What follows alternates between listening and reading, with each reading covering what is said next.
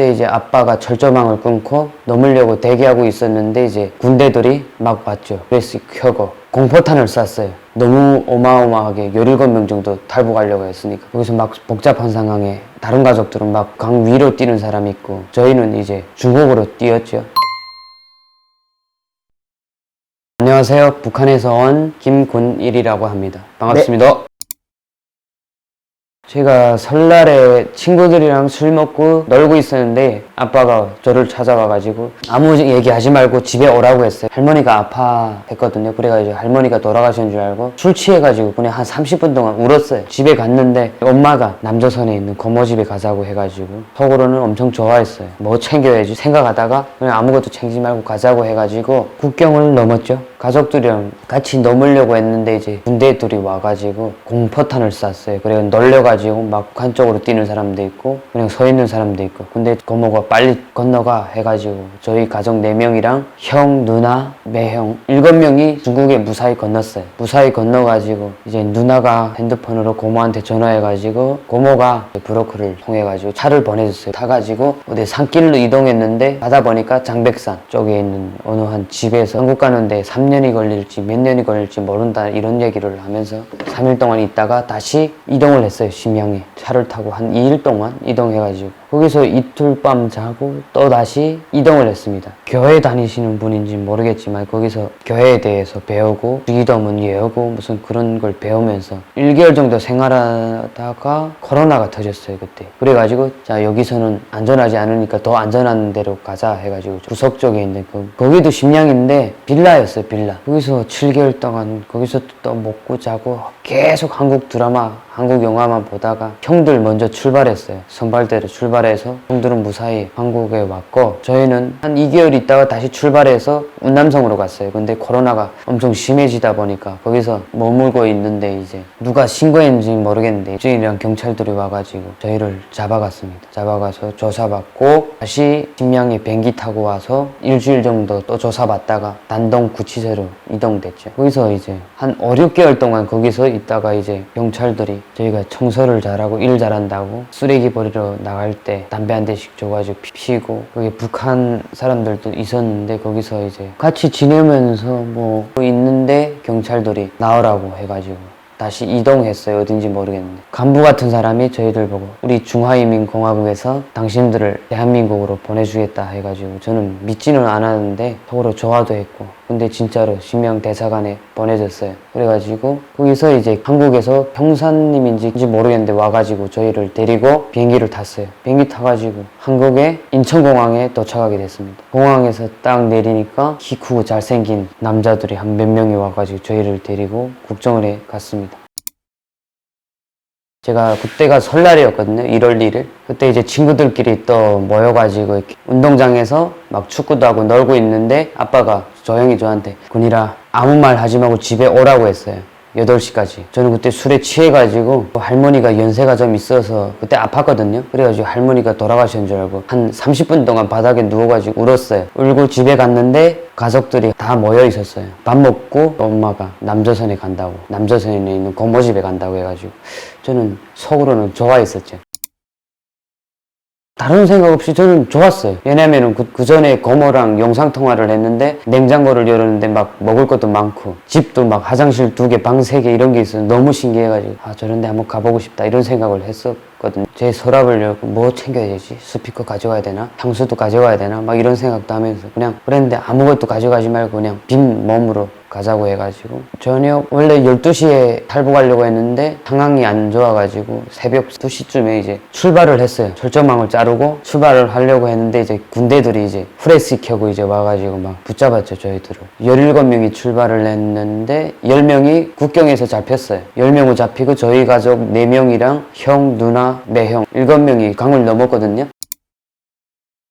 그때 겨울이어가지고 눈이 막 허리까지 왔었어요. 아, 이 얼음이 꺼지지 않을까 이런 생각도 했고 잡히면 어떡하지 막 이런 생각도 했는데 무사히 강을 넘었어요. 넘었는데 이제 군대들이 쫓아와가지고 잡힐까봐 너무 무서웠죠.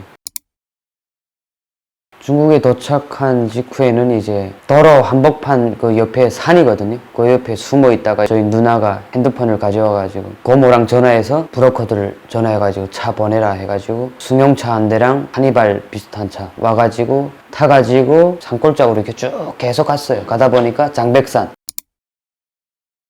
이제 뭐 바로 한국 가는 게 아니고 여기 걸쳐서 뭐 몇 년 걸릴 수도 있고 몇 달 걸릴 수도 있고 이런 소리를 하더라고요, 그 집주인이. 그래서 거기서 한 3일 동안 그냥 먹고 자고 있다가 다시 심양으로 갔어요.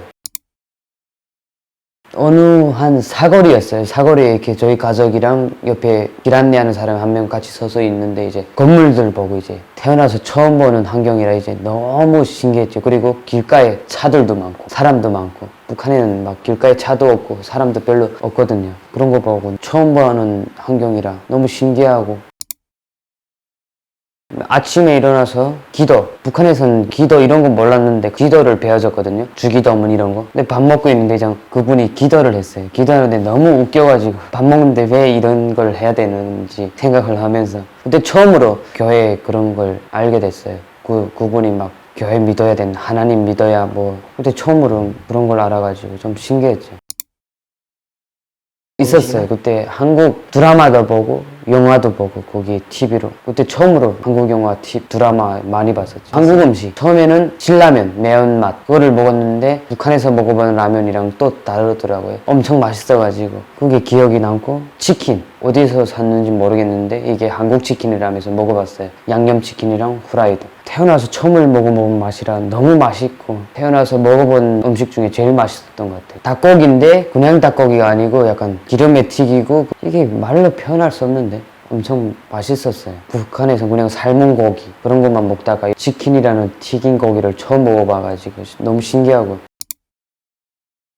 한국에서 고모나 큰아빠가 돈을 보내줬어요. 그래 중국 돈으로 집주인이랑 같이 돈을 받아가지고 장 보고 했는데 이제 그렇게 살다가 이제 돈이 다 떨어졌거든요. 돈 없는 상황에서 담배도 피우고 싶고 우유도 마시고 싶고 했는데 이제 침대에 디굴디굴 그러다가 침대 밑에 이렇게 봤거든요. 근데 중국 돈 100위안이 딱 있었거든요. 그래가지고 너무 기분 좋아가지고 그걸로 이제 나가서 담배 2갑이랑 빵, 우유 맛있는 걸 사 먹었죠.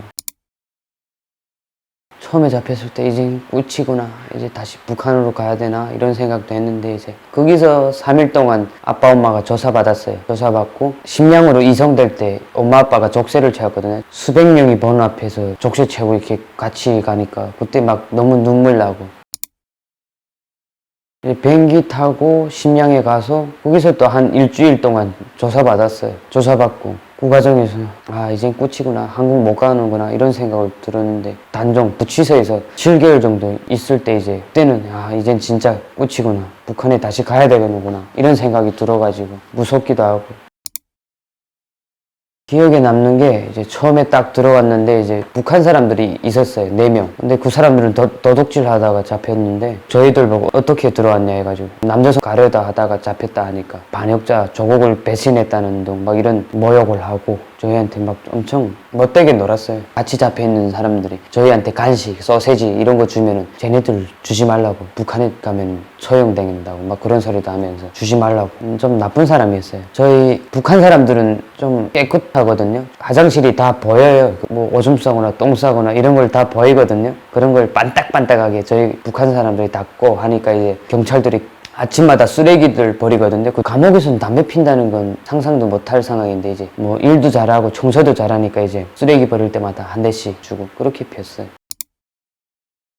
그때가 이제 단동구치소에서 경찰들이 우리 이름 부르면서 나오라고 했어요. 근데 이제 아빠랑 저랑 같이 족쇄 채우고 차 타고 어디로 이동했어요. 간부 같은 사람이 당신들을 우리 중화인민공화국에서 한국으로 보내준다. 기대도 하고 약간 믿지는 못했죠. 대사관에 데려다 줘가지고 대사관 사람들 만나가지고 한국에서 형사님인지 모르겠는데 와가지고 저희를 데리고 비행기를 탔어요. 비행기 타가지고 한국의 인천공항에 도착하게 됐습니다. 네, 엄청 대사관에까지는 안 그랬는데 이제 비행기 탔을 때 인천공항으로 출발한다 했을 때 이제 태어나서 처음으로 제일 기분 좋았던 날이 그날입니다. 인천 한국행 비행기 탔을 때. 약간 중국공항보다 인천공항이 좀 더 멋있고 더 깨끗하다 이런 생각도 들고, 그런데 막 잘생기고 키 큰 남자들이 양복 딱 입고 저희를 데리러 왔죠. 국정원 사람들. 와, 이젠 당당하게 살 수 있구나, 숨어서 안 지내고. 그런 생각이 들었어요. 중국 감옥에 잡혔을 때 7개월 동안 머물 때 그때 엄청 괜히 했다 이런 생각을 했어요. 여기서 언제든지 북한으로 북송될지 모르니까 스트레스도 엄청 이빠이 받고